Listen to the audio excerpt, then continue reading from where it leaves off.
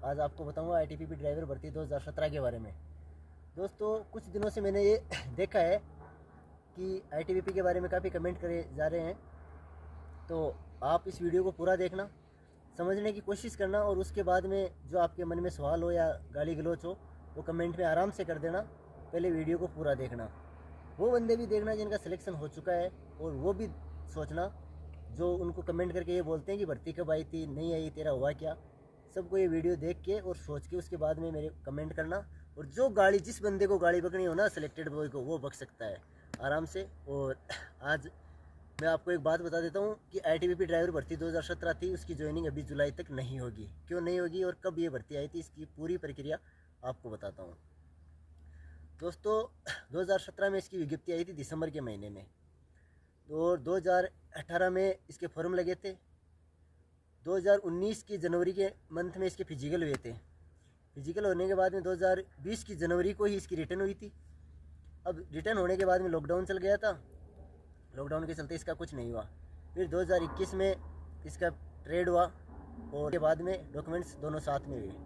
Documents और trade test होने के बाद में जो रिज़ल्ट आया अगस्त में, मतलब 2021 की जो अगस्त थी उसमें इसका रिज़ल्ट आ गया था फाइनल। उसमें इन्होंने 134 पोस्ट की जगह 376 पोस्टें कर दी। अब 376 पोस्टें करने के बाद में कुछ बंदे कोर्ट चले गए थे और कुछ का मेडिकल हो गया। 376 बंदों का मेडिकल हो गया। अब कोर्ट में चला मैटर। कोर्ट में मैटर चलने के कारण ये हुआ कि कुछ बंदों ने सवाल ये किया कि हमें डीओबी में निकाल दिया गया, क्योंकि जब उनकी डीओबी कम थी तो ट्रेड टेस्ट करवाने की कहाँ ज़रूरत थी, डॉक्यूमेंट्स वेरिफिकेशन करवाने की कहाँ ज़रूरत थी, तो वो बंदे कोर्ट में नहीं जाएंगे। अब वो कोर्ट में चली गई। पिछले महीने उसकी तारीख थी 25। उस तारीख को ये बताया गया कि अभी जुलाई तक इसके जो फिजिकल हुए हैं, जिनका मेडिकल हो चुका है, उनकी तो ज्वाइनिंग श्योर है। जिनका फिजिकल, रिटर्न और मेडिकल हो चुका है, डॉक्यूमेंट्स वेरिफिकेशन, उनका तो श्योर ज्वाइनिंग है। लेकिन जिन बंदों का सिर्फ ट्रेड तक हुआ है और मेडिकल नहीं हुआ, उन बंदों को मेडिकल करवाया जाए, एससी के बंदों को, और उसके बाद में दोनों को साथ में ज्वाइनिंग दी जाए। समझना इस मैटर को इस तरीके से, जिन बंदों ने अगर डीओबी कम थी तो आप बताओ उनको ट्रेड टेस्ट करवाने की कहाँ ज़रूरत थी। और हुआ ये पोस्टें घटाने का मैटर, जिसमें पोस्ट इस तरीके से घटाई गई कि सबकी बढ़ा दी गई, सिर्फ एससी कास्ट की 12 पोस्टें कम कर दी गई। तो जो अभी कुछ पंडित लोग हैं, जिनका मैं नाम तो नहीं लूँगा लेकिन बता दूंगा ट्रेनिंग सेंटर में उनको कि ये नहीं बोलना चाहिए, उन्होंने ये बोला है कि केस क्यों किया एससी वालों ने।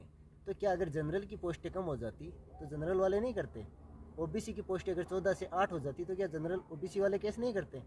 एसटी की 5 की जगह अगर 0 कर देते तो क्या एसटी वाले केस नहीं करते?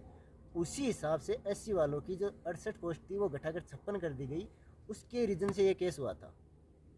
अब सवाल तो खड़ा होगा ही, क्यों नहीं होगा? घोटाला नहीं हुआ इसमें? सबकी बढ़ा दी गई है तो इसकी क्यों घटाई? अब कुछ लोग ये भी बोलते हैं कि जो भर्ती प्रक्रिया होती है उसमें जो फॉर्म भरते हैं तो पहले बताया जाता है कि पोस्टें घटाई जा सकती है और बढ़ाई जा सकती है। बिल्कुल आपका कहना सही है, घटाई बढ़ाई जा सकती है, लेकिन सिर्फ शेड्यूल कास्ट की पोस्टें नहीं घटा सकते हम किसी भी हाल में। शेड्यूल कास्ट में आर्टिकल 14-15 में साफ लिखा होता है कि इसके छेड़छाड़ नहीं कर सकते। उन्होंने छेड़छाड़ कर ली। अब आप एक समझना, उन्होंने छेड़छाड़ कर ली, पोस्टें घटा दी। 5 साल में पोस्टें घटती है या बढ़ती है? अब खुद अनुमान लगाओ, 5 साल में घटेगी या बढ़ेगी? कम से कम 10 बंदे या 15 बंदे तो एससी के ऐसे होंगे जो रिजाइन मार चुके होंगे। समझते हो आप इस बात को?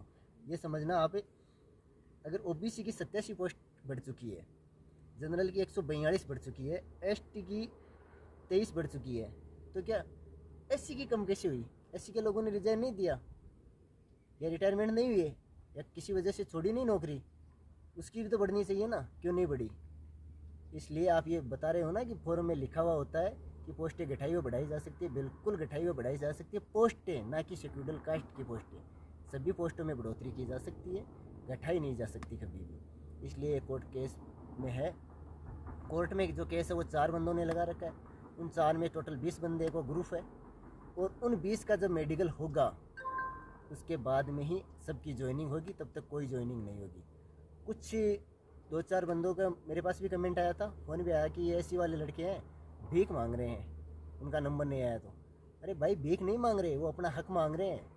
और अगर जज ये फैसला दे चुका है, आईटीबीपी अपनी गलती मान चुकी है कि हमने पोस्ट एक बैठाकर गलती किया है, हमारे मिस प्रिंट हो चुका है, तो आप कौन होते उसका फैसला लेने वाले? आप जज हो, वकील हो। अरे ऐसी जिन लड़कों ने केस किया है उनका वकील भी जनरल कास्ट से है, तो आप किस आधार पे कर सकते हो? नहीं कर सकते ना। आपको हक नहीं है इनके बारे में कमेंट करने का।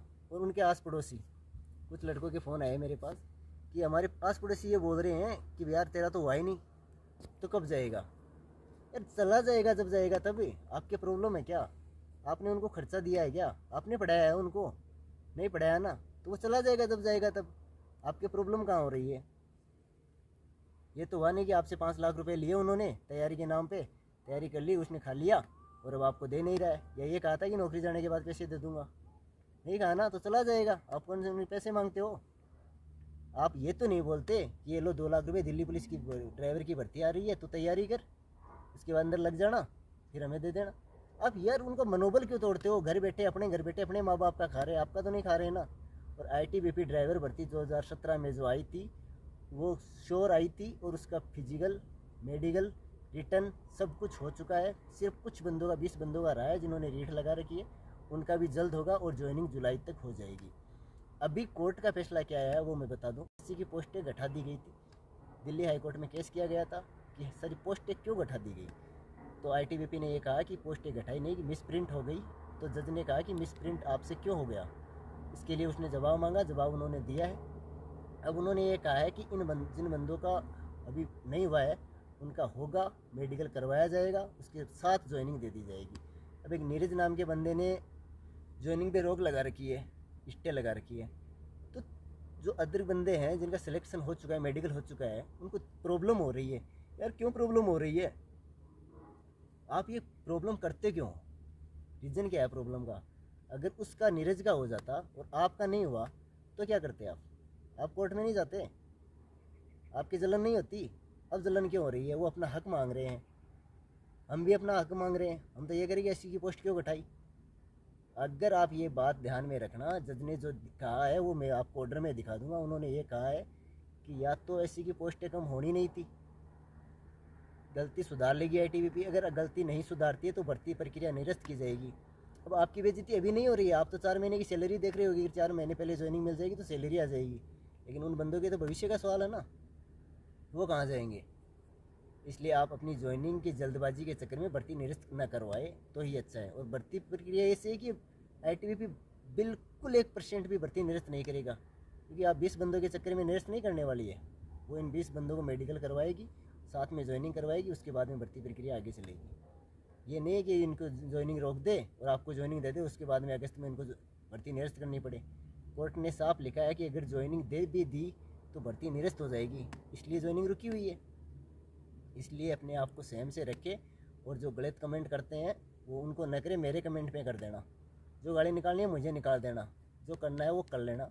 आईटीबीपी की ज्वाइनिंग होगी तो साथ में होगी, अगर साथ में नहीं हुई और उन बंदों का अगर मेडिकल नहीं हुआ तो भर्ती निरस्त होगी। ये मैं लिख के देता हूँ, आपको लिख के ले लेना। ज्वाइनिंग लेके आप खुश हो सकते हो, क्योंकि बैच बनेंगे आधे, पहले आप चले जाओगे, फिर वो अगर वो ज्वाइनिंग नहीं आए तो भर्ती श्योर निश्चित है निरस्त होगी। इसलिए भर्ती निरस्त नहीं करवाना है तो जब आईटीबीपी का ऑर्डर है उस दिन आप ज्वाइनिंग चले जाना। ना तो किसी फालतू ग्रुप में मैसेज करो, ना किसी को गलत कमेंट करो, ना किसी को फ़ोन करो। शांत अपने घर बैठे रहो। दिल्ली पुलिस की वैकेंसी आ रही है, उसकी तैयारी करो। एसएसबी ड्राइवर की तैयारी करो। क्यों गलत करते हो? और अगर इसकी भर्ती निरस्त हो जाएगी फिर कहाँ जाओगे आप? आपके पास सारा है नहीं है ना, तो फिर तैयारी करो ना। और जिनका सिलेक्शन नहीं हुआ है, अभी राजस्थान में रीट कैंसिल होगी, 5 साल की मेहनत है, एग्ज़ाम देने लायक ही नहीं रहे वो, और एज हो गए, कहाँ देंगे?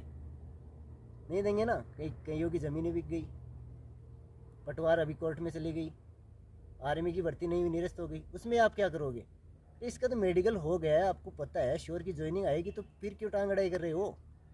क्यों आईटीबीपी को परेशान कर रहे हो? क्यों किसी वकील को कर रहे हो? क्यों किसी साथ वाले लड़कों को कर रहे हो? और ये जनरल कास्ट वाले और ओबीसी वाले एससी वालों को गाली दे रहे हैं। भाई एससी वालों को गाली मत दो। आपको भी पता है ये बातें कि अगर हम ओबीसी की कम करते तो हम कोर्ट में नहीं जाते क्या?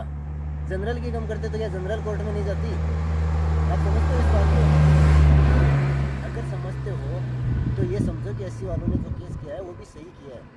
उन्होंने अपने लिए नहीं किया, अपने हक की लड़ाई के लिए अन्य बंदों को साथ लाने के लिए किया है, ताकि उससे 12 बंदे और आ चुके।